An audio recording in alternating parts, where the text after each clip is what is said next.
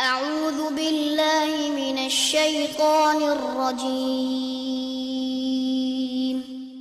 بسم الله الرحمن الرحيم الحمد لله رب العالمين والصلاة والسلام على نبينا محمد وعلى آله وصحبه أجمعين أما بعد۔ آج ہم ہیں عمدۃ الاحکام کے ساتھ، یعنی کہ صحیح بخاری اور صحیح مسلم کی فقہی احادیث پہ مشتمل ایک عظیم کتاب کے ساتھ، عمدۃ الاحکام، جس کے مؤلف ہیں حافظ عبدالغنی المقدسی رحمہ اللہ، اور اس کتاب میں انہوں نے صحیح بخاری صحیح مسلم کی وہ احادیث جمع کر دی ہیں جن کا تعلق احکام و مسائل سے ہے، فقہ سے ہے۔ دوسرے لفظوں میں اس کتاب میں آپ کو وہ احادیث نہیں ملیں گی جن کا تعلق عقیدہ سے ہے یا تفسیر سے ہے، مغازی سے ہے، آپ کے غزوات سے ہے، آداب سے ہے۔ اس قسم کی احادیث نہیں ملیں گی، یہاں پہ وہ احادیث ملیں گی جن میں احکام بیان کیے گئے ہیں۔ تو ہم پڑھ رہے ہیں وہ احادیث جن کا تعلق معاملات سے ہے۔ گزشتہ ہفتے ہم نے یہ حدیث پڑھی تھی کہ نبی علیہ الصلوۃ والسلام نے خیبر کے یہودیوں کے ساتھ یہ معاملہ کیا، یہ ڈیلنگ کی کہ زمین مسلمانوں کی ہے، باغات مسلمانوں کے ہیں، اور محنت کریں گے یہودی، اور پیداوار کا نصف یہودی رکھیں گے کیونکہ وہ ان کی محنت ہے، اور مسلمان باقی آدھی پیداوار لیں گے کیونکہ وہ زمینوں کے مالک ہیں۔ آج ہم پڑھیں گے حدیث نمبر 282 راوی ہیں اس کے رافع بن خدیج رضی اللہ عنہ، اور ان سے اس حدیث کو روایت کرنے والے ہیں حنظلہ بن قیس الزرقی الانصاری۔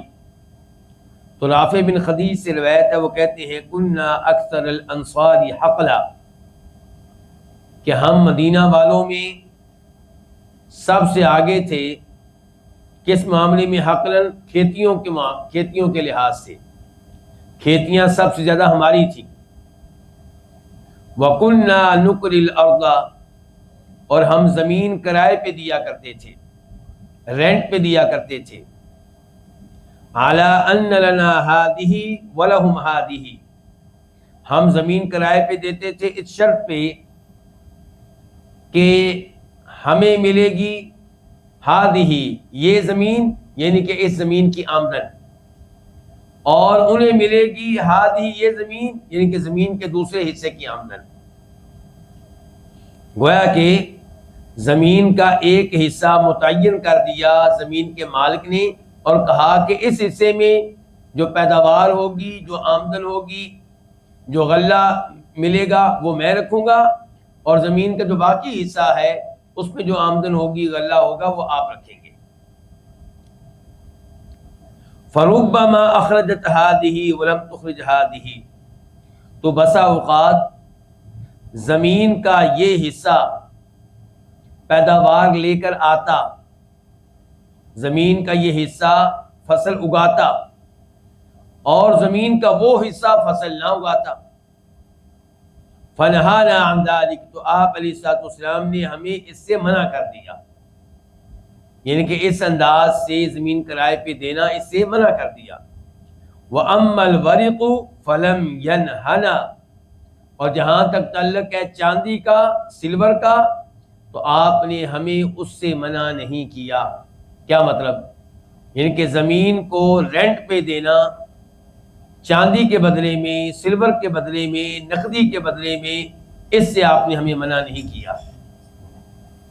آپ دونوں میرے ساتھ ہیں؟ لگ نہیں رہا، خصوصاً اذان۔ حدیث نہیں ملی آپ کو؟ توجہ نہیں تھی آپ کی۔ تو یہاں پہ دو صورتیں ذکر کی گئی ہیں۔ ایک یہ ہے کہ چاندی کے بدلے میں زمین کو رینٹ پہ دینا، کرائے پہ دینا، ٹھیکے پہ دینا۔ تو رافع بن خدیج کہہ رہے ہیں اس سے آپ نے ہمیں منع نہیں کیا۔ اور ایک ہے یہ انداز زمین کو رینٹ پہ دینے کا کہ زمین کے دو حصے کر لیے گئے، چاہے برابر برابر ہوں چاہے برابر نہ ہوں، اور مالک یہ کہے، زمین کا مالک، کہ تم محنت کرو، تم نے فصل اگانی ہے، اور اس میں سے وہ زمین جو اس سائڈ پہ ہے وہ اشارہ کرے گا، وہ اس کی پیداوار میں رکھوں گا، اور جو اس سائڈ پہ ہے اس کی پیداوار تم رکھو گے۔ تو اس سے آپ نے کیا کیا؟ منع کیا ہے۔ اس حدیث کو روایت کے امام بخاری رحمہ اللہ نے، نمبر ہے 2327 2327، اور اسی حدیث کو امام بخاری ایک اور مقام پہ بھی لے کر آئے، اور نمبر ہے 2332 2332، اور وہاں پہ امام بخاری نے یہ باب قائم کیا، باب ما یکرہ من الشروط فی المزارعہ، کہ زمین جب آپ کرائے پہ دے رہے ہوں تو کون کون سی شروط ہیں جو رکھنا، جو مقرر کرنا حرام ہے۔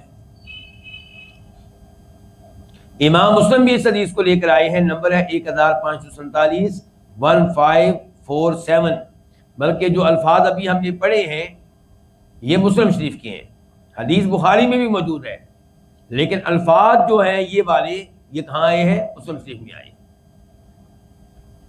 اس حدیث کی شرح کیا ہے اس کے لیے ہم انتظار کریں گے، وہ حدیث جو اس کے بعد ہے وہ پڑھیں گے، پھر ایک ساتھ شرح کی جائے گی۔ تو اب حدیث ہم پڑھنے لگے ہیں 283 283۔ کتاب کے مؤلف کہتے ہیں، ہماری کتاب کے مؤلف کون ہیں جی؟ امام عبد الغنی المقدسی، حافظ عبد الغنی المقدسی۔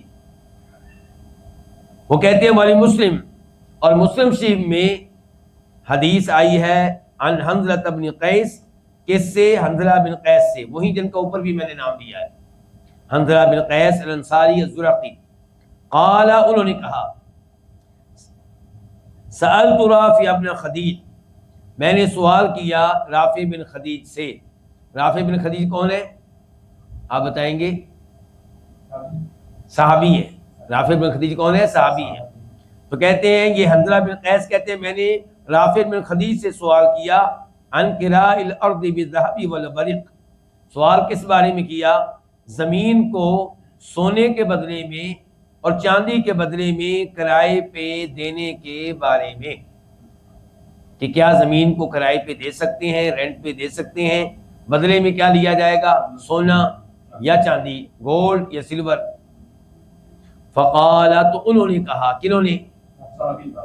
صحابی کا نام رافع بن خدیج، انہوں نے کہا لا بأس بہ، اس میں کوئی حرج نہیں ہے، یعنی کہ آپ زمین کو رینٹ پہ دے سکتے ہیں جب کہ معاہدہ یوں ہو کہ یہ زمین آپ اپنے پاس رکھیں، محنت کریں، پیداوار آپ کی، مجھے اتنا سونا چاہیے، السلام، مجھے اتنی چاندی چاہیے، اور آج کی زبان میں مجھے اتنا روپیہ چاہیے،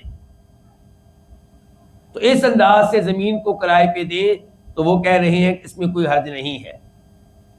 یہ حدیث کی وضاحت تو آگے چل کر ہوگی، لیکن یہاں پہ میں خبردار کر دوں کہ آپ ان احادیث کو یہ ذہن میں رکھ کر پڑھیں اور سنیں کہ ہمارے یہاں اردو سپیکنگ ممالک میں یہ مشہور کر دیا گیا ہے کہ شاید زمین کرائے پہ دینا حرام ہے، بلکہ اس کو سود قرار دیا ہے کنہوں نے؟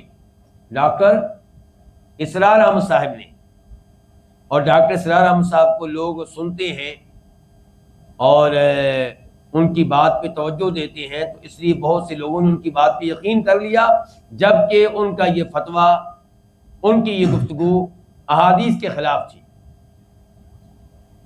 ڈاکٹر صاحب کے عقیدے میں تو مسئلہ ہے ہی ہے، وحدت الوجود کے قائل ہیں، اور یہ بڑا خطرناک عقیدہ ہے، لیکن فقہی لحاظ سے بھی ہمیں معلوم ہونا چاہیے کہ ڈاکٹر صاحب ظاہر باقاعدہ عالم دین نہیں تھے، مطالعہ کرنا اور اس کے بعد دین کی تبلیغ کرنا، اس میں اور باقاعدہ علم لینے میں بہت فرق ہے۔ تو ڈاکٹر صاحب کی یہ رائے بہت ہی غیر مناسب تھی کہ انہوں نے اس چیز کو کیا قرار دیا تھا؟ سود قرار دیا تھا۔ تو اب آپ دیکھیں، رافع بن خدیج سے پوچھا گیا تو وہ کیا کہہ رہے ہیں کہ زمین کو رینٹ پہ دینا جبکہ رینٹ آپ کس شکل میں لیں؟ سونے کی شکل میں، چاندی کی شکل میں، اور آج کی زبان میں کرنسی کی شکل میں، نقدی کی شکل میں، اس میں کوئی حرج نہیں ہے۔ پھر وہ بتانے لگے ہیں کہ جو زمین کو رینٹ پہ دینے کی شکل ممنوع تھی وہ کیا تھی، وہ کیا معاملہ تھا؟ کہتے ہیں انما کان الناس یؤاجرون علی عہد النبی صلی اللہ علیہ وسلم بما علی المادیانات واقبال الجدابل واشیاء من الزرع، کہ لوگ زمین کو اجرت پہ دیتے تھے، رینٹ پہ دیتے تھے، کرائے پہ دیتے تھے نبی علیہ السلام کے زمانے میں۔ کس کے بدلے میں؟ بما علی المادیانات، اس پیداوار کے بدلے میں جو بڑی نہروں کی زمین پہ ہوگی۔ کیا مطلب؟ یعنی کہ میں زمین کا مالک ہوں اور میں آپ کو دے رہا ہوں اپنی زمین کہ آپ اس میں محنت کریں، فصل اگائیں، اور اس زمین کا وہ حصہ جو بڑی نہر کے قریب ہے وہاں جو پیداوار ہوگی وہ میری، باقی آپ کی۔ المادیانات یہ لفظ جمع ہے المادیان کی، بڑی نہر کو کہتے ہیں۔ یہ لفظ ویسے عربی لفظ نہیں ہے، یہ کسی اور زبان سے عربی میں منتقل ہوا ہے۔ وَأَقْبَالِ الْجَدَاوِلِ، اور لوگ زمین کو کرائے پہ دیتے تھے اللہ کے نبی صلی اللہ علیہ وسلم کے زمانے میں۔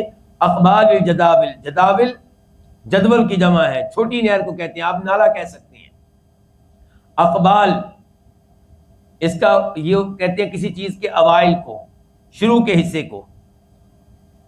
تو کیا مطلب ہوگا کہ لوگ اللہ کے نبی علیہ السلام کے زمانے میں اپنی زمین کو رینٹ پہ دیتے، کرائے پہ دیتے، ٹھیکے پہ دیتے، اس پیداوار کے بدلے میں جو بڑی نہروں کے قریب قریب ہوگی اور جو چھوٹے نالوں کے ابتدائی حصے میں ہوگی۔ چھوٹے نالوں کے قریب کا ابتدائی حصہ جو ہے وہ اشیاء من الزرع، اور لوگ زمین کو کرائے پہ دیتے تھے، رینٹ پہ دیتے تھے کچھ زرعی چیزوں کے بدلے میں۔ فَيَهْلِكُ هَذَا وَيَسْلَمُ هَذَا، اچھا اب یہ معاہدہ ہو جاتا، نتیجہ کیا نکلتا؟ نتیجہ یہ نکلتا فَيَهْلِكُ هَذَا، کہ یہ والا زمین کا حصہ تباہ ہو جاتا، وَيَسْلَمُ هَذَا، اور یہ والا حصہ سلامت رہتا، محفوظ رہتا۔ وَيَسْلَمُ هَذَا وَيَهْلِكُ هَذَا، یا پھر وہ والا حصہ سلامت رہتا اور یہ والا حصہ تباہ ہو جاتا۔ وَلَمْ يَكُنْ لِلنَّاسِ كِرَاءٌ إِلَّا هَذَا، اور لوگوں کے لیے زمین کو کرائے پہ دینا نہیں تھا مگر اسی شکل میں۔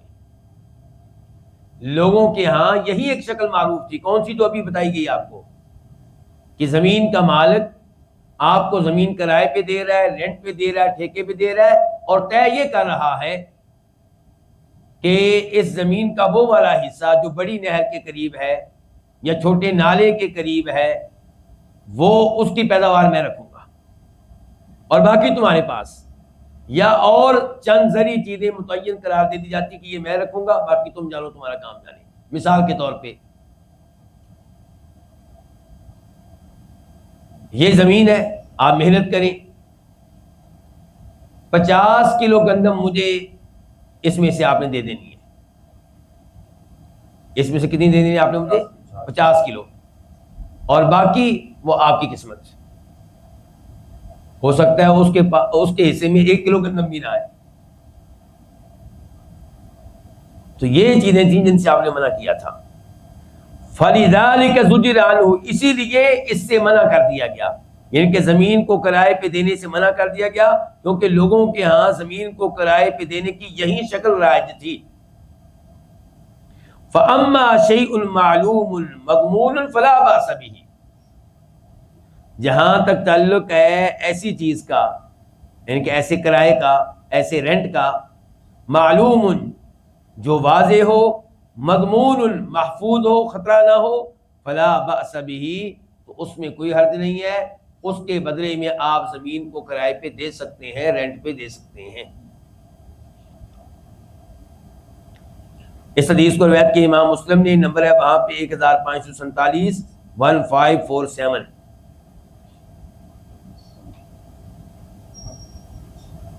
اب ہم دیکھتے ہیں کہ ان دو احادیث سے ہمیں کیا کیا مسائل معلوم ہوئے۔ آپ ان کو ایک حدیث بھی کہہ سکتے ہیں، دو بھی کہہ سکتے ہیں۔ پہلا مسئلہ ہمیں یہ معلوم ہوا کہ زمین کو کرائے پہ دینا بہرحال جائز ہے، ٹھیکے پہ دینا جائز ہے، رینٹ پہ دینا جائز ہے، اور اس پہ علماء کرام کا مجموعی طور پہ اتفاق ہے۔ یعنی کہ اختلاف اس میں ہے کہ یہ شکل جائز ہے یا نہیں جائز، وہ شکل جائز ہے کہ نہیں جائز، لیکن ویسے زمین کو کرائے پہ دینا، رینٹ پہ دینا، ٹھیکے پہ دینا، یہ مجموعی طور پہ کیا ہے؟ جائز ہے۔ دوسرے نمبر پہ اس حدیث کے تعلق سے یہ مسئلہ بیان کر دینا مناسب ہوگا کہ رینٹ واضح ہونا چاہیے، نامعلوم رینٹ نہیں کہ ٹھیک ہے جی آپ رکھیں، آپ کام کریں، کر لیں گے۔ اب اس سے تقاضا کیا جا رہا ہے کہ 100 کلو گندم مجھے دے دو، یا 2 لاکھ روپیہ رینٹ مجھے دے دو، جبکہ پہلے یہ طے ہی نہیں کیا گیا۔ تو یہ رینٹ پہ دینے کی، کوئی چیز رینٹ پہ دینے کی یہ شکل درست نہیں ہے، ممنوع ہے۔ تیسرے نمبر پہ اس حدیث کے تعلق سے یہ مسئلہ بیان کر دینا مناسب ہوگا کہ اس حدیث سے یہ پتہ چلا کہ اس میں کوئی حرج نہیں ہے کہ زمین کو رینٹ پہ دیا جائے، ٹھیکے پہ دیا جائے، جبکہ رینٹ کیا ہو؟ سونا یا چاندی یا کوئی اور نقدی۔ بلکہ یہ بھی ہو سکتا ہے کہ کوئی ایسی چیز ہو جو اسی کی جنس میں سے ہو جس کو یہ زمین اگا رہی ہے، جس کو آپ نے دی ہے زمین، وہ اس میں کیا اگا رہا ہے؟ گندم، اور آپ نے اس کے ساتھ معاہدہ کیا ہے کہ مجھے 100 کلو گندم آپ نے دینی ہے، یہ رینٹ ہے، باقی آپ جانیں اور یہ زمین جانیں۔ تو کیا یہ جائز ہے؟ یہ جائز ہے، یہ جائز ہے۔ تو پہلے جو میں نے مثال دی تھی 50 کلو، وہ کیا تھی؟ پھر وہ یہ تھا کہ اس کی پیداوار میں سے، اس کی پیداوار میں سے مجھے 50 کلو چاہیے یا 100 کلو چاہیے، تمہیں کچھ ملے یا نہ ملے، وہ غلط ہے۔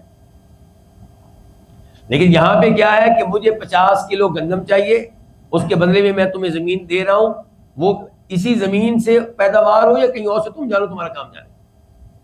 تو جیسے سونے کے بدلے میں آپ زمین کرائے پہ دے سکتے ہیں، ایسے ہی آپ گندم کے بدلے میں بھی دے سکتے ہیں۔ بلکہ اسی زمین کی پیداوار کا بھی معاہدہ ہو سکتا ہے، لیکن اس انداز میں جس انداز میں اللہ کے رسول نے کیا ہے علیہ الصلوۃ والسلام۔ کیسے؟ کہ آدھی پیداوار تمہاری، آدھی ہماری، یا 3 حصے ہمارے، 1 حصہ تمہارا، یا 3 حصے تمہارے، 1 حصہ ہمارا، اس انداز سے معاہدہ کیا جائے۔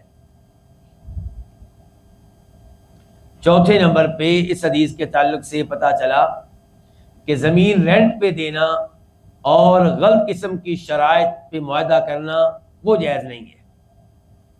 اور جیسا کہ وضاحت گزر چکی ہے، مثال کے طور پہ زمین کا ایک حصہ طے کر لینا کہ یہ حصہ جو ہے اس کی پیداوار لے گا زمین کا مالک، اور یہ جو حصہ ہے اس کی پیداوار لے گا وہ آدمی جس نے وہ زمین ٹھیکے پہ لی ہے۔ تو یہ انداز جو ہے یہ غلط ہے، کیونکہ اس میں 2 میں سے ایک پہ ظلم ہوگا۔ دوسرے نمبر پہ اس میں کیا ہے؟ غرر ہے، رزق ہے اس میں، جبکہ ایسے معاہدے عدل و انصاف پہ مبنی ہونے چاہیے۔ اس حدیث کی وجہ سے آپ یہ بھی کہہ سکتے ہیں کہ وہ سارے معاہدے جن میں غرر پایا جائے اور جن میں ریٹ نامعلوم ہو، تو ایسے سب کچھ جو ہیں وہ غلط ہیں، درست نہیں ہیں۔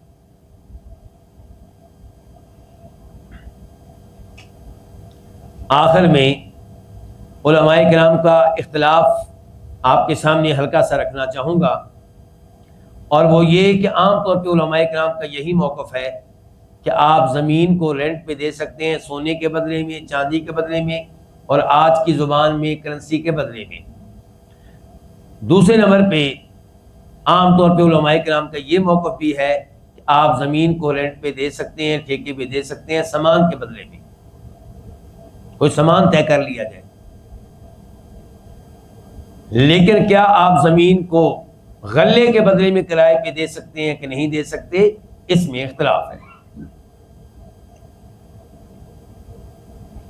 اگر وہ غلہ متعین ہو اور وہ اس غلے کا اس زمین سے تعلق نہ ہو، جیسا کہ پہلے مثال دے چکا ہوں کہ مجھے 100 کلو گندم چاہیے، 100 کلو کھجوریں چاہیے، یہ چاہیے، وہ چاہیے، یہ نہیں ہے کسی زمین سے، نہیں بس مجھے اتنا غلہ چاہیے۔ اگر یہ معاہدہ ہے تو اکثر اہل علم کا یہ کہنا ہے کہ یہ بھی جائز ہے۔ شافعیوں کا یہی موقف ہے، حنفیوں کا یہی موقف ہے، حنابلہ کا یہی موقف ہے۔ لیکن اگر معاہدہ یہ ہو رہا ہے کہ اس زمین کی جو پیداوار ہے اس کا ایک حصہ کرائے کے طور پہ دیا جائے گا، تو یہ 3 اماموں کے نزدیک جائز نہیں ہے، یعنی کہ امام شافعی کے نزدیک، امام ابو حنیفہ رحمہ اللہ کے نزدیک، امام مالک کے نزدیک، لیکن امام احمد کے نزدیک یہ جائز ہے، اور انشاءاللہ یہی درست ہے۔ اب ہم آتے ہیں اس حدیث کی طرف جس کا تعلق وقف کے مسائل سے ہے۔ وقف جانتے ہیں نا آپ لوگ؟ کیوں جی؟ مثال کے طور پہ کوئی زمین وقف کر دینا، یہ مسجد جو ہوتی ہے یہ کون سی زمین پہ ہوتی ہے؟ وقف والی زمین کے اوپر، یہ کہ جس کو بیچا نہیں جا سکتا۔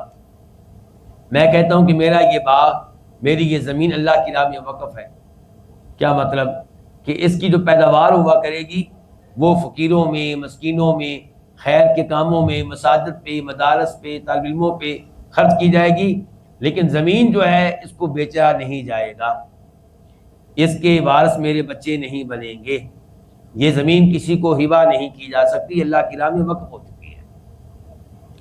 تو یہ ہے ہمارا آج کا موضوع، اور اس انداز سے وقف کرنا یہ جائز ہے، احادیث سے ثابت ہے۔ وہ مشہور و معروف حدیث آپ سب نے سنی ہوگی، مسلم شریف کی حدیث ہے، فرماتے ہیں نبی علیہ الصلوۃ والسلام اذا مات ابن آدم انقطع عملہ، جب انسان فوت ہو جائے تو اس کے اعمال کا سلسلہ ختم ہو جاتا ہے، سوائے 3 طرح کے اعمال کے۔ پہلا کیا ہے؟ صدقۃ جاریہ، وہ صدقہ جو جاری ہو۔ کیا مطلب صدقہ جاری ہو؟ کوئی چیز آپ نے وقف کی ہے، اب جو چیز وقف کی ہے، زہر ہے، اس سے لوگ فائدہ اٹھائیں گے کتنے سال؟ ہمیشہ ہمیشہ، جب تک وہ چیز ہے۔ تو فرمایا اس کا ثواب آپ کے مرنے کے بعد بھی آپ کو ملتا رہے گا۔ تو اس حدیث سے پتہ چلا کہ کچھ چیز صدقہ کرنا یہ بالکل ٹھیک ہے، بلکہ اس پہ صحابہ کرام اور تابعین کے زمانے میں اجماع رہا ہے، ان کے زمانے میں یہ عمل ہوتا رہا ہے، اور اس کو کسی نے غلط قرار نہیں دیا۔ امام ترمذی رحمہ اللہ کہتے ہیں کہ صحابہ کرام اور پرانے اہل علم کے مابین کوئی اختلاف نہیں ہے کہ آپ زمین کو وقف کر سکتے ہیں۔ البتہ امام ابو حنیفہ رحمہ اللہ کا موقف اس معاملے میں کچھ مختلف ہے، وہ کہتے ہیں کہ کوئی وقف کر بھی دے تو زمین وقف نہیں ہوگی، آپ بیچ سکتے ہیں، اس کو کوئی مسئلہ نہیں ہے۔ لیکن امام ابو حنیفہ رحمہ اللہ کی فتویٰ چونکہ حدیث کے خلاف تھا، اس لیے ان کے اپنے شاگردوں نے بھی اس فتوے کو نہیں مانا۔ جابر بن عبداللہ صحابی کہتے ہیں کہ نبی علیہ الصلوۃ والسلام کے صحابہ کرام میں سے ہر ایک نے کسی نہ کسی چیز کو اللہ کی راہ میں وقف کیا ہوا تھا۔ یہ وہ لوگ تھے جن کو جنت کی فکر رہتی تھی، جن کو یہ ٹینشن رہتی تھی کہ مرنے کے بعد کہیں ہمارے اجر و ثواب کا سلسلہ بند نہ ہو جائے، تو وہ وقف کر کے جایا کرتے تھے۔ تو آئیے اب یہ حدیث پڑھتے ہیں۔ حدیث کا نمبر ہے 284 راوی ہے اس کے عبداللہ بن عمر رضی اللہ تعالیٰ عنہ، صحابی ہیں اور ایک بڑے صحابی کے بیٹے ہیں۔ کس کے بیٹے ہیں جی؟ عمر فاروق کے بیٹے ہیں رضی اللہ تعالیٰ عنہ۔ قال، وہ کہتے ہیں کہ اصاب عمر ارضا بخیبر، عمر نے، ان کے میرے والد گرامی نے حاصل کی ایک زمین خیبر میں۔ یعنی کہ ان کو خیبر میں زمین ملی. جب مسلمانوں نے خیبر فتح کیا، یہودیوں سے جنگ جیتی، تو اس کی زمینوں کے مسلمان مالک بنے، اور اللہ کے نبی علیہ السلام نے وہ زمینیں مسلمانوں میں، جہاد کرنے والوں میں، لڑنے والوں میں تقسیم کی. تو جناب عمر فاروق کو بھی خیبر کی زمین کے ایک شاندار حصہ ملا. فاتن نبی صلی اللہ علیہ وسلم، تو وہ نبی علیہ السلام کے پاس آئے. کون آئے جی اللہ کے نبی علیہ السلام کے پاس؟ عمر فاروق رضی اللہ عنہ. یستعملہ فیہا، آپ سے اس زمین کے معاملے میں مشورہ کرنا چاہ رہے تھے. فقال یا رسول اللہ، تو آ کر کہنے لگے اللہ کے رسول، انی اصبت ارضا بخیبر، یقیناً میں نے خیبر میں ایک زمین پائی ہے، زمین مجھے ملی ہے. لم اصب مالا قط ہوا انفس عندي منہ، میں نے کبھی بھی ایسا مال حاصل نہیں کیا جو میرے ہاں اس مال سے زیادہ قیمتی اور نفیس ہو. یہ مال مجھے بہت پیارا ہے. فما تأمرنی بہ، تو آپ مجھے اس مال کے بارے میں کیا حکم دیتے ہیں، کیا مشورہ دیتے ہیں، یعنی کہ میں اس کے ذریعے اللہ تعالیٰ کو کیسے راضی کروں. یہ مقصد تھا ان کا. اس کا میں کیا کروں کہ مجھے جنت ملے، اس کا میں کیا کروں کہ اللہ میرے اوپر راضی ہو جائے. قال، تو آپ نے کہا، ان شئت، اگر تم چاہو، حبست اصلہا، اس کی اصل کو تم وقف کر دو، روک لو. اس کی اصل کو کیا کر دو؟ روک لو، وقف کر دو. وتصدقت بہا، اور اس کو صدقہ کر دو. مراد ہے اس کی آمدنی کو صدقہ کر دو. سمجھ رہے ہیں آپ اس حدیث کو؟ کہ اگر آپ چاہیں، اللہ کے نبی علیہ السلام کہہ رہے ہیں، اگر آپ چاہیں تو حبست اصلہا، اس زمین کی اصل کو کیا کر دیں؟ وقف. یعنی کہ اس کو کوئی بیچ نہیں سکے گا، نہ آپ خود بیچ سکیں گے، نہ کوئی اور بیچ سکے گا. آپ کے بعد میں آنے والے لوگ بھی نہیں بیچ سکیں گے، نہ آپ کے مرنے کے بعد آپ کے رشتہ دار اس کے وارث بن سکیں گے، نہ اس کو ہبہ کیا جا سکے گا. یہ مطلب ہے کہ اگر تم چاہو تو اس کی اصل کو روک لو، وقف کر دو. وتصدقت بہا، اور اس کو صدقہ کر دو. کیا مطلب؟ اس کی پیداوار کو، اس کی آمدنی کو. قال، راوی کہتے ہیں، راوی کون ہے یہاں پہ جی؟ کون ہے وہ؟ عبداللہ بن عمر ہے. ذرا میں آپ سے سننا چاہتا ہوں، آپ کو جگانا چاہتا ہوں، اس لیے ذرا بولا کریں ذرا. تو کون ہے؟ عبداللہ بن عمر. فتصدق بہا عمر، تو عبداللہ بن عمر کہہ رہے ہیں کس کے بارے میں؟ اپنے والد کے بارے میں، کہ فتصدق بہا عمر، تو اس کو صدقہ کر دیا عمر فاروق نے. غیر انہ لا یباع اصلھا، لیکن صدقہ اس انداز سے کیا کہ اس کی اصل کو بیچا نہیں جا سکے گا. ولا یورث، اور اس کی اصل کا وارث نہیں بنا جا سکے گا. ولا یوہب، اور اس کی اصل کو ہبہ، گفٹ نہیں کیا جا سکے گا. آمدنی تو ہو سکتی ہے، اصل نہیں. قال، میں اور آپ یہاں بیٹھے ہوئے ہیں نا، تو ہمیں بھی کوئی نہ کوئی چیز اللہ کی راہ میں وقف کرنی چاہیے نا. نہیں، ہم تو غریب ہیں نا، یہ تو بڑے لوگوں کا کام ہے، بادشاہوں کا کام ہے. اور جابر بن عبداللہ بھی کیا کہہ کر ہٹے ہیں، کس کو یاد ہے جی؟ آدرش بھائی کیا کہا جابر نے رضی اللہ عنہ؟ ابھی میں نے بتایا آپ لوگ. وہ کہتے ہیں کہ کوئی صحابی ایسا نہیں تھا جس نے کوئی نہ کوئی چیز اللہ کی راہ میں وقف نہ کر رکھی ہو. اور صحابہ کرام وہ میرے اور آپ کے مقابلے میں امیر تھے کہ غریب تھے؟ عام طور پہ صحابہ کرام غریب تھے، اس کے باوجود انہوں نے اللہ کی راہ میں کوئی نہ کوئی چیز وقف کی ہوئی تھی. ہم ہمیشہ اپنی اولاد کی ٹینشن میں رہتے ہیں کہ مرنے کے بعد بیچارے کہیں غریب نہ ہو جائیں، محتاج نہ ہو جائیں. اس کے لیے ہم حرام کام بھی کرتے ہیں، بیمہ، انشورنس کرواتے ہیں. بینکوں میں ان کے لیے کیا رکھوا دیتے ہیں؟ پیسہ رکھوا دیتے ہیں تاکہ سود آتا رہے، پرافٹ آتی رہے. اور اپنا پتہ ہی نہیں، اولاد کے مستقبل کو محفوظ بنانے کے لیے حرام کام بھی کر لیا، جہنم کی آگ خرید لی، اور اپنی کوئی فکر نہیں. یہ عمر فاروق کو اپنی فکر ہے، ورنہ ان کو بھی بیٹے نظر آ رہے تھے، اپنے عبداللہ بن عمر نظر آ رہے تھے، اپنی بیٹی سیدہ حفصہ نظر آ رہی تھی، اور صحابہ کرام کی تو اولاد بھی بہت زیادہ ہوتی تھی، بیویاں بھی کئی ایک ہوتی تھی. قال، راوی کہتے ہیں، کون ہے راوی جی؟ عبداللہ بن عمر. وہ کہتے ہیں فتصدق بها عمر فی الفقراء، چنانچہ اس کو صدقہ کر دیا عمر فاروق نے فقیروں میں. یعنی اب بتا رہے ہیں کہ یہ آمدنی کون لیں گے. اب آخری جو الفاظ بھی میں پڑھ رہا ہوں یہاں پہ عبداللہ بن عمر بتانا چاہتے ہیں کہ وقف تو ہو گئی زمین، اب وہ وقف کی آمدنی کس کو ملے گی، وہ کن کے لیے ہوگی؟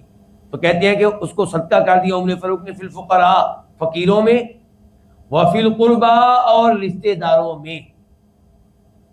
رشتہ دار عمر فاروق کے سب امیر تھے کہ سب غریب تھے؟ ملے جلے، کوئی امیر ہوگا کوئی غریب ہوگا. یہ باتیں نوٹ کریں ذرا، ذہنوں میں نوٹ کریں. صدقہ کر دیا اس کو عمر فاروق نے فقیروں میں اور رشتہ داروں میں، وفی الرقابی، اور غلام لونڈیوں میں، یعنی کہ ان کو آزاد کرانے کے لیے، وفی سبیل اللہ، اور اللہ کے راستے میں. اس سے کیا مراد ہے؟ اس سے مراد ہے جہاد. وابن السبیل، اور مسافروں میں، ان کے مسافر بھی کھا پی سکتے ہیں یہاں سے. والضیف، اور مہمانوں میں. اس کے بعد وقف میں کیا لکھا جا رہا ہے، کیا تحریر ہو رہا ہے؟ لا جناح علی من ولیھا ان یاکل منھا بالمعروف، کوئی گناہ نہیں ہے اس آدمی پہ، من ولیھا، جو اس کا متولی بنے، جو اس کا منتظم بنے. متولی منتظم سمجھتے ہیں آپ لوگ کہ نہیں سمجھتے؟ جو نگران بنے گا، اس کا نگرانی کوئی نہ کوئی تو کرے گا نا. تو کہتے ہیں کوئی حرج نہیں اس پہ جو اس کا نگران بنے، متولی بنے، ان یاکل منھا، کہ وہ اس میں سے کھائے، بالمعروفی، معروف کے مطابق، دستور کے مطابق، یعنی کہ اتنا کھائے جتنا کھانے کو آپ کا معاشرہ سمجھتا ہے کہ یہ اس کا جائز حق ہے کیونکہ متولی ہے. اتنا نہ کھائے کہ آپ کے زمانے کے نیک لوگ، عقل مند لوگ بھی کہیں بھی یہ تو زیادتی کر رہے ہیں. اتنا اس کا حق نہیں بنتا. اچھا، تو کوئی گناہ نہیں ہے اس پہ جو اس کا متولی بنے، منتظم بنے، ذمہ دار بنے، نگران بنے، کہ وہ اس میں سکھائے معروف کے مطابق. او یطعم صدیقا، یا اپنے کسی دوست کو کھلائے، اس میں بھی کوئی حرج نہیں ہے. غیر متمول فیہ، مال جمع کرنے والا نہ ہو، اس سے اپنی جائیداد نہ بنانی شروع کر دے. وفی لفظ، اور ایک لفظ میں غیر متأثر، کہ اس کے ذریعے کسی جائیداد کا، کسی مال کا مالک بننے والا نہ ہو. اس حدیث کو روایت کیا امام بخاری رحمہ اللہ نے ایک نہیں کئی ایک مقامات پہ. اور ہم جو کتاب پڑھ رہے ہیں عمدۃ الاحکام، جس میں کون سی حدیث آئی ہیں جی؟ فقہ احکام و مسائل. اس لیے اس موضوع کا ہمارے ساتھ گہرا تعلق ہے کہ ہم دیکھیں امام بخاری اس حدیث کو بار بار صحیح بخاری میں کیوں لے کر آئے، کس لیے. آپ کو پتا ہے کہ صحیح بخاری صرف حدیث کی کتاب نہیں ہے بلکہ فقہ کی بھی بہترین کتاب ہے. امام بخاری ان احادیث سے مسائل اخذ کرتے ہیں، امام مسلم نے احادیث سے مسائل اخذ نہیں کیے. اسی لیے امام مسلم ایک حدیث کو ایک ہی جگہ پہ لے کر آتے ہیں، اس کے اگر باقی طرق ہیں تو وہ اسی جگہ لے کر آئیں گے، ایک ہی جگہ پہ. لیکن امام مسلم ایک حدیث کو کئی بار لے کر آئیں گے، ہر بار اس میں کوئی نیا فائدہ ہوگا، کوئی نئی چیز ہوگی، کوئی نیا مسئلہ ہوگا، کوئی نیا باب ہوگا. تو آئیے اب دیکھتے ہیں امام بخاری نے اس حدیث کے ساتھ کیا کیا. پہلے امام بخاری اس حدیث کو لے کر آئے ہیں اور نمبر ہے 2313، 2313. باب کیا قائم کرتے ہیں؟ باب الوکالۃ فی الوقف ونفقتہ وان یطعم صدیقا لہ ویأکل بالمعروف. باب ہے اس بارے میں کہ وقف میں آپ کسی کو اپنا وکیل بنا سکتے ہیں، نمائندہ مقرر کر سکتے ہیں. آپ نے ایک باغ وقف کر دیا، اب اس کو کون سنبھالے؟ ضروری نہیں کہ آپ خود سنبھالیں، آپ کسی کی ڈیوٹی لگا سکتے ہیں. تو وقف میں آپ کسی کو وکیل مقرر کر سکتے ہیں، اور اس حدیث سے بھی پتہ چلے گا کہ اس کا خرچہ کہاں سے آئے گا، نگران جو ہے. اور یہ کہ وہ نگران اپنے کسی دوست کو اس میں سے کھلا سکتا ہے اور خود بھی دستور کے مطابق کھا پی سکتا ہے۔ یہ پہلا باب ہے جو امام بخاری نے اس حدیث پہ قائم کیا ہے۔ پھر امام بخاری اس حدیث کو لے کر آئے اور نمبر ہے اس بار 2737 2737 اور باب قائم کیا باب الشروط فی الوقف، کہ کوئی چیز وقف کریں تو اس میں شرائط لگائی جا سکتی ہیں، جیسا کہ یہاں پہ شرط لگائی گی کون کون کھا پی سکتا ہے۔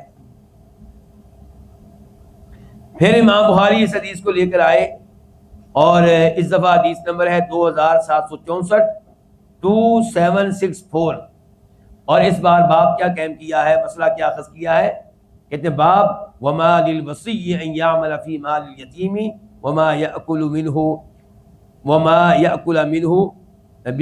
عمالتہ وما یأکل منہ بقدر عمالتہ۔ امام بخاری اب یہ کہنا چاہتے ہیں کہ اس حدیث سے ہمیں یہ پتہ چلتا ہے کہ جو یتیم کے مال کا ذمہ دار ہے، 1 سال کا بچہ ہے، اس کا باپ اس کی بڑی زمینیں چھوڑ کے گیا ہے، اب ظاہر بچہ خود تو نہیں سنبھالے گا نا، کوئی نہ کوئی آدمی مقرر کیا جائے گا جو بچے کی زمینوں کو سنبھالے گا۔ تو امام بخاری کہتے ہیں اس حدیث کے ذریعے پتہ چلا کہ یتیم کے مال کا جو ذمہ دار ہے وہ اس مال میں عمل کرے، یعنی کہ یتیم کے مال کو مثال کے طور پہ اس میں کھیتی باڑی کرے، یہ نہیں کہ زمین کو ایسے ہی چھوڑ دے، تجارت کرے، کاروبار کرے، اور یہ کہ وہ اس میں سے کھا سکتا ہے اپنی محنت کے مطابق، جتنی محنت کر رہا ہے اس کے مطابق اس میں سے کھا پی سکتا ہے۔ پھر امام بخاری اس حدیث کو لے کر آئے 2772 2772 اور باب ہے باب الوقف کیف یکتب، کہ وقف نامہ کیسے لکھا جائے گا، جب آپ زمین کو وقف کرنے لگے ہیں تو تحریری شکل اس کو کیسے دی جائے گی۔ پھر امام بخاری اس حدیث کو لے کر آئے 2773 2773 اور باب الوقف للغنی والفقیر والضعیف، کہ وقف آپ کر سکتے ہیں کسی زمین کو، باغ کو، مالداروں کے لیے بھی، فقیروں کے لیے بھی، مہمانوں کے لیے بھی۔ اب آتے ہیں اور دیکھتے ہیں کہ اس حدیث سے کیا کیا مسائل معلوم ہوئے۔ پہلے نمبر پہ اس حدیث سے مسئلہ معلوم ہوا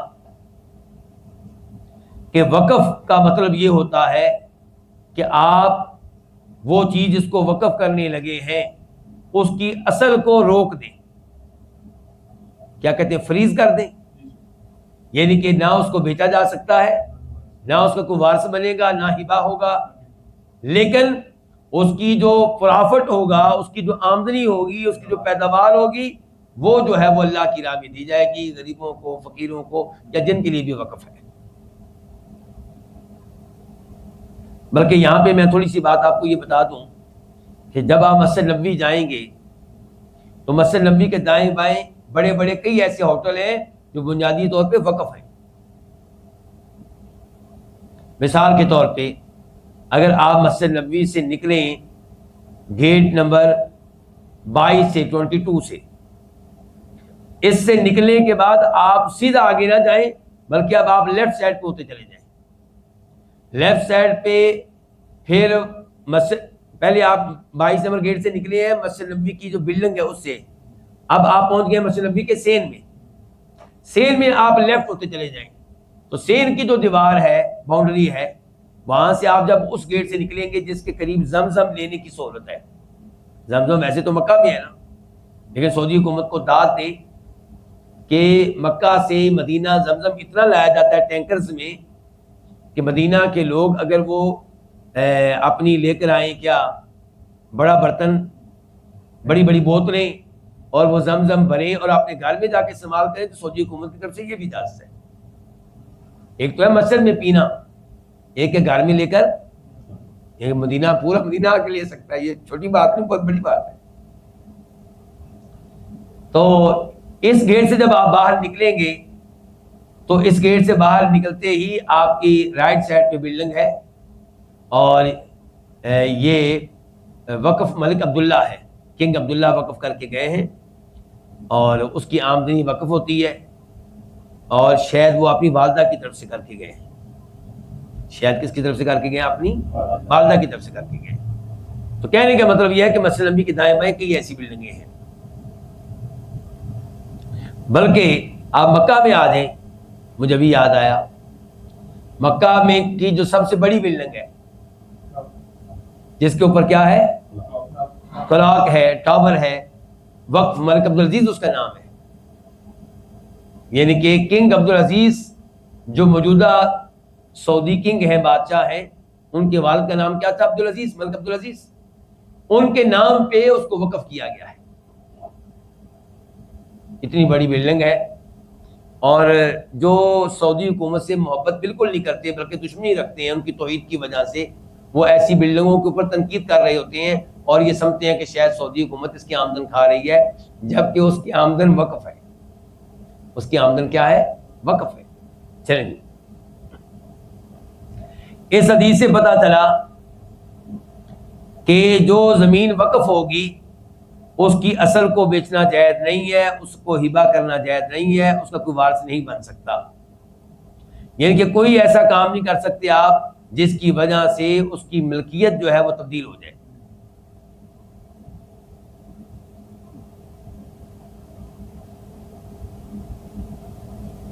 تیسرے نمبر پہ اس سے حدیث سے پتہ چلا کہ وقف کا تعلق کیسی چیز سے ہوگا. تو وقف کو ایسی چیز ہوگی جو باقی رہے. ایک بار آپ فائدہ اٹھائیں پھر بھی باقی رہے، دوسری بار فائدہ اٹھائیں پھر بھی باقی رہے. جیسا کہ زمین ہوتی ہے، آمدن ہر سال ہوگی اور زمین پھر بھی باقی رہے گی. اور وہ چیز جو فائدہ اٹھانے کے بعد ختم ہو جائے اس کو وقف نہیں کہتے، اس کو صدقہ کہتے ہیں. مثال کے طور پہ آپ فقیر کو کھانا کھلانے لگے اور کہتے ہیں جی میں کھانا وقف کر دیا اس کے لیے، بھائی ابھی وہ کھانا کھائے گا اور ابھی آپ کا کھانا ختم. اس کو صدقہ کہا جائے گا، اس کو وقف نہیں کہا جائے گا. چوتھے نمبر پہ اس حدیث میں عبداللہ بن عمر نے بتایا کہ عمر فاروق نے جب اس کو وقف کیا تو آمدنی کن کے لیے خاص کی، بتاتے ہیں فقیروں کے لیے، رشتہ داروں کے لیے وغیرہ وغیرہ. تو اس سے پتہ چلا کہ شرعی طور پہ جب آپ کس چیز کو وقف کریں تو اس کے حقدار کس قسم کے لوگ ہونے چاہیے. پانچویں نمبر پہ اس حدیث سے پتہ چلا کہ وقف کرنے والے کی ان شرائط کا خیال رکھا جائے جو وقف کے تقاضوں کے خلاف نہ ہوں اور جن شرائط میں کوئی ظلم و زیادتی نہ ہو. مثال کے طور پہ یہاں پہ عمر فاروق نے کیا کہا تھا وقف کرتے ہوئے کہ جو بھی اس کا ذمہ دار بنے، نگران بنے، متولی بنے، وہ خود بھی اس سے کھا پی سکتا ہے اور اپنے دوستوں کو بھی اس میں سے کھلا سکتا ہے، لیکن اس کی آمدن سے اپنا مال بنانے کی اجازت نہیں ہے. تو اب یہ جو شرط انہوں نے رکھی ہے تو اس شرط کا خیال رکھنا چاہیے، جبکہ یہ شرط وقف کے تقاضوں کے خلاف بھی نہیں ہے اور ظلم و زیادتی پہ مبنی بھی نہیں ہے. چھٹے نمبر پہ اس حدیث سے یہ مسئلہ معلوم ہوا کہ وقف کرنے والا اگر خود ہی اس کا نگران بن جائے تو وہ خود بھی اس میں سے کھا پی سکتا ہے، کیونکہ عمر فاروق نے کیا کہا تھا کہ جو بھی اس کا ذمہ دار متولی نگران بنے وہ اس میں سے کھا پی سکتا ہے. تو اگر عمر فاروق خود ہی اس کے ذمہ دار بنتے بلکہ وہ بنے رہے تو وہ خود بھی کھا پی سکتے ہیں، لیکن ان کو بھی اس کی آمدنی سے اپنی پراپرٹی بنانے کی اجازت نہیں ہے. ساتویں نمبر پہ پتہ چلا کہ وقف کرنے کی بڑی فضیلت ہے اور یہ صدقہ جاریہ ہے. لوگ جب تک یہ آمدنی آتی رہے گی فائدہ اٹھاتے رہیں گے اور آپ کو ہر بار ثواب ملتا رہے گا. جب بھی فصل آیا کرے گی، جب بھی پیداوار آیا کرے گی، جب بھی فقیروں مسکینوں تک اس کی آمدن پہنچے گی، اس کا غلہ پہنچے گا، طالب علم کھائیں گے، آپ کو ہر بار ثواب ملے گا. تو اندازہ کریں کہ وقف کرنا اس کی کتنی بڑی اہمیت ہے. اسی لیے وہ مساجد بڑی کامیابی سے چلتی ہیں جن کے دائیں بائیں بلڈنگ خرید کر یا شاپ یا دکانیں خرید کر یا پلازا خرید کر اس کو وقف کر دیا جائے. کس کے لیے؟ مسجد کے لیے، کہ اس کی آمدنی کس کو ملا کرے گی؟ مسجد کو ملا کرے. اس حدیث سے بھی پتہ چلا کہ بہتر یہ ہے کہ آپ وقف اپنے اس مال سے کریں جو آپ کا سب سے عمدہ مال ہے. دوسرے مال سے کریں گے وہ بھی جائز ہے، لیکن عمر فاروق نے کس مال سے کیا جی؟ کہہ رہے ہیں کہ میری وہ زمین ہے، میرا یہ وہ مال ہے جس سے بہتر مال زندگی میں مجھے کبھی نہیں ملا. اور ابو طلحہ نے کیا کہا تھا آگے؟ بھول گیا آپ ابو طلحہ کو؟ مسجد نبوی کے سامنے جن کا باغ تھا، اللہ کے نبی علیہ السلام ان کے باغ میں جاتے تھے، وہاں کا میٹھا پانی پیا کرتے تھے. انہوں نے بھی کہا تھا کہ اللہ کے رسول یہ میرا سب سے عمدہ چیز ہے. اور اللہ نے کہا لن تنالوا البر حتی تنفقوا مما تحبون، کہ اگر تم نیکی کا کمال درجہ حاصل کرنا چاہتے ہو تو اس مال میں سے خرچ کرو جو تمہیں محبوب ہو، تمہیں پیارا ہو. یہاں سے آپ یہ بھی کہہ سکتے ہیں کہ اگر آپ میں سے کسی نے یہ فیصلہ کیا ہے کہ میں نے اپنے سارے بچے مدرسے کو نہیں دینے، بس ایک ہی دینا ہے، تو کون سا بچہ دیں؟ جو سب سے لائق ہو، سب سے ذہین ہو، سب سے جو آپ کو باصلاحیت لگے. یہ نہیں کہ جو لولا لنگڑا ہو، جو سب سے گیا گزرا ہو، جو سکول میں چل نہ سکے، وہ جی وقف ہے. وہ بھی آپ دے دیں تو الحمدللہ آپ کو بہت کچھ مل جائے گا، ثواب ملے گا، گناہ وہ بھی نہیں ہے. لیکن افضل شکل کیا ہے کہ سب سے عمدہ بیٹا اللہ کی راہ میں دے. ویسے تو میں اس بات کا قائل ہوں کہ ہر بچے کو عالم دین بنانا چاہیے. عالم دین بننے کے بعد کوئی کاروبار کرے، مجھے اعتراض نہیں ہے، جائز ہے. کوئی جاب کر لے، جائز ہے.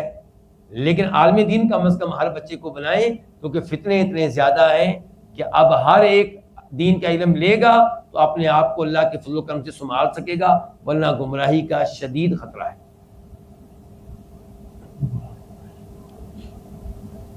اس حدیث سے بھی پتہ چلا کہ جب آپ اس قسم کا کوئی اہم کام کرنے لگے تو اہل دین سے، اہل علم سے مشورہ کر لیا کریں. عمر فاروق اس زمین کو وقف کرنے لگے ہیں، مشورہ کرنے کے لیے کس کے پاس آئے ہیں؟ نبی علیہ السلام کے پاس آئے ہیں.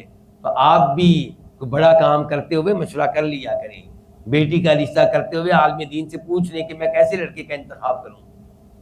بیٹے کا رشتہ کرتے ہوئے پوچھ لیں میں کیسی لڑکی کا انتخاب کروں.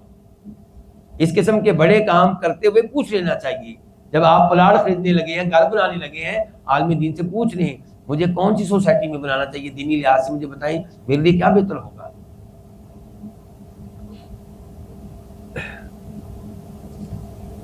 تو یہیں سے پھر یہ ہے کہ آپ کا وہ بیٹا جس کو آپ اللہ کی راہ میں وقف کرنے لگے ہیں، مدرسے میں بھیجنے لگے ہیں، تو اہل علم سے پوچھ لیں کس مدرسے میں بھیجوں، کون سا مدرسہ بہتر ہے، کہاں پڑھائی اچھی ہے، کہاں تربیت اچھی ہے. اور اس حدیث سے بھی پتہ چلا کہ جس سے مشورہ لیا جا رہا ہے وہ عالم دین، اسے چاہیے کہ بہترین قسم کا مشورہ دے. جناب عمر فاروق اللہ کے رسول نے بہترین مشورہ دیا نا، تو دین خیر خائی کا نام ہے، تو آپ وہ مشورہ دیں جس میں اس کے لیے خیر ہو، اس کے لیے. اس حدیث سے پتہ چلا کہ رشتہ داروں کا بہت خیال رکھنا چاہیے. عمر فاروق نے اس زمین کو وقف کرنا چاہا ہے تو آمدنی سے فائدہ کون اٹھائیں گے؟ خاص طور پہ تذکرہ کیا کہ ان کا اپنے رشتہ داروں کا. اور رشتہ داروں کا تذکرہ کرتے ہوئے یہ نہیں کہا فقیر، جو بھی میرا رشتہ دار ہے وہ حقدار ہے. تو رشتہ داروں کے ساتھ ایسی نیکی کریں گے تو ڈبل ثواب ملے گا، ایک کسی سے بھی نیکی کرنے کا ثواب اور ایک رشتہ دار کے ساتھ نیکی کرنے کا ثواب. اس حدیث سے بھی پتہ چلا کہ جب آپ زمین کو وقف کرنے لگیں تو جو شرائط لکھیں یہ وہ ہونی چاہیے جو شریعت کے تقاضوں کے مطابق ہو. ایسی کوئی شرط نہ ہو جو شریعت کے تقاضوں کے خلاف ہو.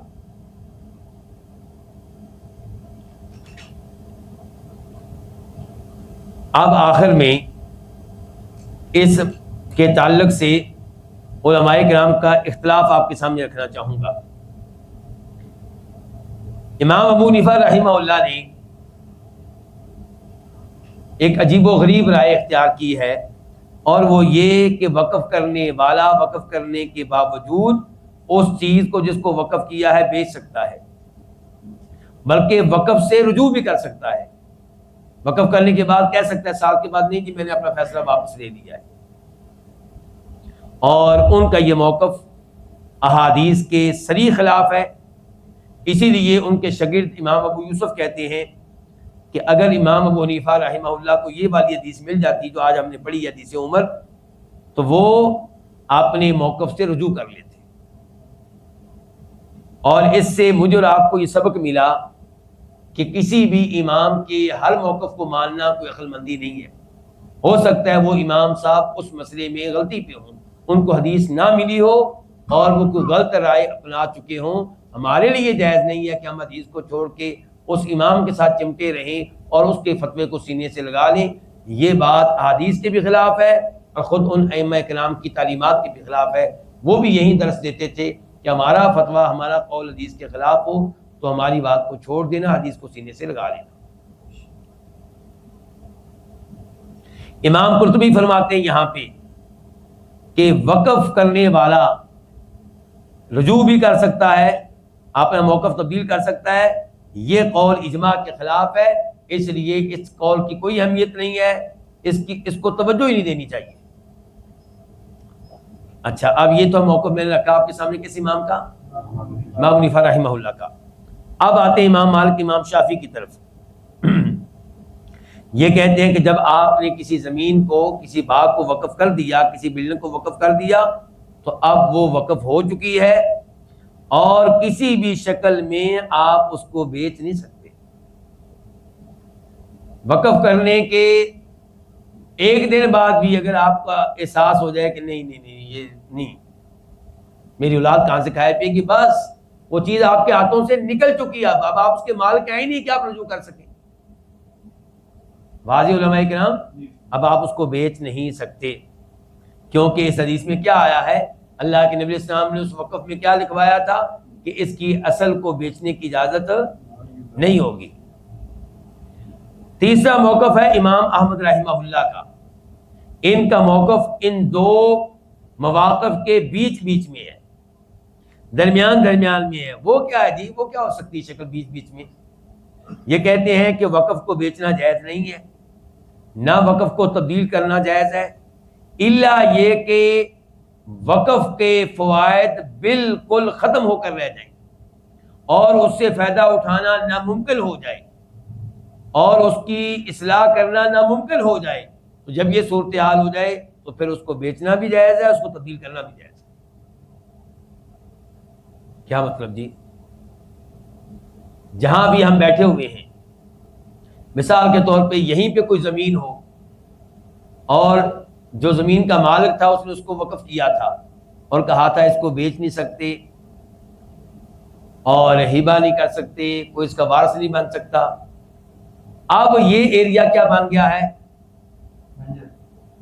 بنجر نہیں بن گیا, یہاں پہ تو رہائشیں بن چکی ہیں. اب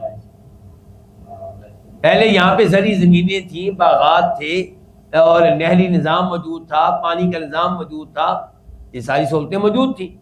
اب دائیں بائیں سب بڑی بڑی بلڈنگیں بن چکی, درمیان میں یہ باغ کھڑا ہے, اب بطور باغ اس سے فائدہ اٹھانا ممکن نہیں رہا, آمدنی کوئی نہیں رہی. تو اب کیا کیا جا سکتا ہے؟ اب یا تو آپ اس باغ کو بیچیں اور اب یہ بہت مہنگا بکے گا تو آپ اس کے بدلے میں شہر سے باہر جا کے 10 باغ اور خرید لیں اور وہ سب کے سب وقف ہوں گے. یا پھر آپ کیا کریں, اب آپ اس باغ کو بیچ کے یہاں پہ پلازا کھڑا کر دیں اور اس کو وہ وقف رہے گا اور اس کی آمدنی ہو سکتا ہے زرعی زمین کی آمدنی سے بھی بڑھ کر ہو. اچھا اب آپ بتائیں ایمانداری سے, یہ جو ہم نے 3 اقوال پڑھے ان میں سے سب سے اچھا قول کس کا ہوا؟ امام احمد بن حنبل کا ہوا. اور یہیں سے میں آپ کو ایک اور مسئلے کی طرف لے کر چلا جاؤں گا, وہ کیا مساجد وقف ہوتی ہیں یا نہیں ہوتی؟ وقف ہوتی ہیں. اچھا یہ مساجد وقف ہیں, کیا مسجد کی جگہ تبدیل کر سکتے ہیں؟ باقی لوگوں سے آپ پوچھیں گے تو کہیں گے بالکل نہیں کر سکتے. حنفی بھائی بھی یہی کہتے ہیں نہیں کر سکتے کیونکہ انہوں نے اس مسئلے میں کس کا فتویٰ اختیار کیا؟ امام ابو حنیفہ کے شاگردوں کا. امام صاحب کے نزدیک تو آپ وقف سے ویسے ہی رجوع کر سکتے ہیں نا, ان کے نزدیک تو وقف کی کوئی حیثیت نہ ہوئی. لیکن ان کے شاگردوں کا فتویٰ بڑھ سکتا ہے. تو اس لیے آج اگر کہیں پہ کوئی زمین تبدیل کی جائے، اس کی جگہ ایک جگہ سے مسجد کو دوسری جگہ شفٹ کیا جائے، تو ایک طوفان کھڑا ہو جاتا ہے ہمارے معاشرے میں. حنفی لوگ اس کو قبول نہیں کرتے، جبکہ اہل الحدیث الحمدللہ اس معاملے میں امام احمد بن حنبل رحمہ اللہ کے موقف پہ قائم ہے. کیا کہ اگر مسجد کو کسی اور جگہ شفٹ کرنے میں مسجد کا فائدہ ہے، کس کا فائدہ ہے؟ تو پھر یہ جائز ہے. ایک ہے فائدہ میرا، میں مثال کے طور پہ مسجد کا ہوں متولی نگران، اور میں چاہتا ہوں کہ مسجد مین سڑک کے اوپر ہے، اس کو یہاں پہ میرا پلازا بننا چاہیے، اور میں لوگوں کو زہر نہیں کرتا. لوگوں کو میں کیا کہتا ہوں، جی یہ مسجد ہم ذرا پیچھے لے جائیں، کھلی بنا دیتے ہیں، آگے جگہ تنگ ہے، اور اندر میرا ذہن کیا ہے، یہاں پلازا اگر میں خرید لوں گا اس جگہ کو اور پیچھے جگہ خرید کے دے دوں گا مسجد کو، اور یہاں پہ میرا پلازا بن جائے تو موجیں لگ جائیں گی. تو اگر کچھ لوگ یہ کام کر رہے ہیں اپنے آپ کو فائدہ پہنچانے کے لیے تو غلط ہے. لیکن اگر وہ یہ کام کر رہے ہیں مسجد کو کسی اور جگہ شفٹ کرنے کا، کس کے فائدے کی خاطر؟ مسجد کا فائدہ. مسجد کا فائدہ کیا ہوتا ہے کہ مسجد آباد ہو، لوگ کثرت سے جمعہ پڑھنے آئیں، نمازیں پڑھنے آئیں، رونق ہو مسجد میں. اب آپ کی مسجد کسی ایسی جگہ پہ وہ بن چکی ہے آج کہ جہاں آبادی ختم کر دی حکومت نے. حکومت نے کیا ختم کر دی؟ وہاں پہ لوگوں سے کہا ہے کہ اپنی رہائشیں یہاں سے شفٹ کرو، فلاں جگہ چلے جاؤ، یہاں پہ کسی کو رہنے کی اجازت نہیں ہے. اچھا جی، اب مسجد کھڑی ہے، کوئی بھی نمازی نہیں ہے، تو اب ان ائمہ کرام کا فتویٰ یہ ہوگا کہ اب وقف کو آپ تبدیل نہیں کر سکتے، بیچ نہیں سکتے. لیکن امام احمد بن حنبل کا، اہل الحدیث کا، سلفی لوگوں کا فتویٰ یہ ہوگا کہ آپ اس مسجد کی جگہ کو بیچیں اور کسی اور جگہ یہ مسجد اب بنائیں جہاں پہ آباد ہو سکے، جہاں پہ لوگ رہتے ہیں. تو وقف کرنے والے کو فائدہ بعد میں بھی پھر ملتا رہے گا کہ نہیں ملتا رہے گا. اور ان کے موقف کے مطابق وقف کرنے والا بیچارہ وقف کر گیا، اب وہاں پہ آبادی نہیں رہی، وہاں پہ کوئی اور حکومت نے سسٹم قائم کر دیا مثال کے طور پہ، جس کی وجہ سے آبادی ختم ہو گئی. اب وہ مسجد کھڑی رہے گی، نماز کوئی نہیں پڑھے گا. جب 5 آدمی پڑھیں گے، 10 پڑھیں گے، تو کیا وقف کرنے والے کو وہ ثواب ملے گا جس کی امید رکھتا تھا؟ نہیں. تو الحمدللہ اس مسئلے میں امام احمد بن حنبل کا موقف بالکل ٹھیک ہے. اور اس کی ہمیں ایک مثال بھی ملتی ہے عمر فاروق کے زمانے میں رضی اللہ تعالیٰ عنہ. ان کے زمانے میں مسجد کو ایک جگہ سے دوسری جگہ شفٹ کیا گیا تھا، عمر فاروق کے حکم سے ایسا کیا گیا تھا، اور صحابہ کرام موجود تھے، کسی نے ان کے اس عمل کو غلط قرار نہیں دیا تھا.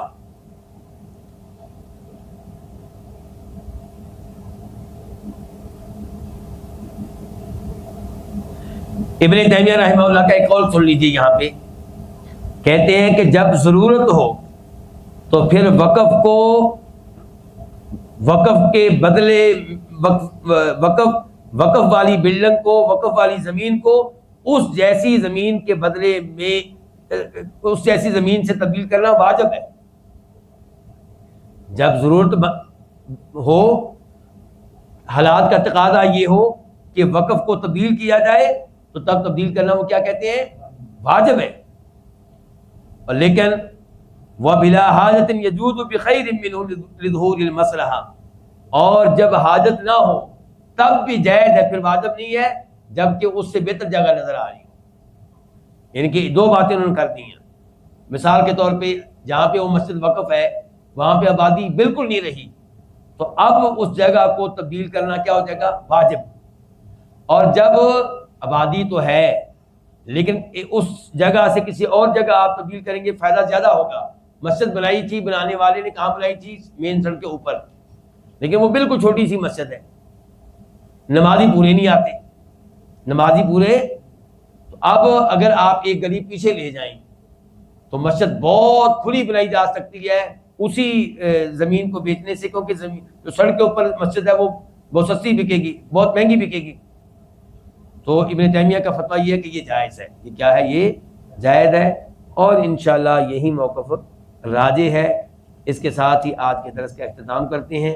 اللہ رب العزت سے دعا کرتے ہیں کہ اللہ تعالیٰ مجھے بھی اور آپ کو بھی اپنی راہ میں کوئی نہ کوئی چیز وقف کرنے کی توفیق دے یا کسی وقف میں حصہ ڈالنے کی توفیق دے۔ مساجد جب بن رہی ہوتی ہیں، زمین خریدی جا رہی ہوتی ہے تو ظاہر ہے وہ وقف ہونے والی ہے، تو اس میں آپ حصہ ڈال لیں، اپنے لیے کوئی حصہ وقف کر لیں، اپنے والد کے لیے وقف کر لیں جو فوت ہو چکے ہیں، اپنی والدہ کے لیے وقف کر لیں جو فوت ہو چکی ہیں۔ اللہ تعالیٰ ہم سب کو توفیق دے۔ وآخر دعوانا الحمدللہ رب العالمین۔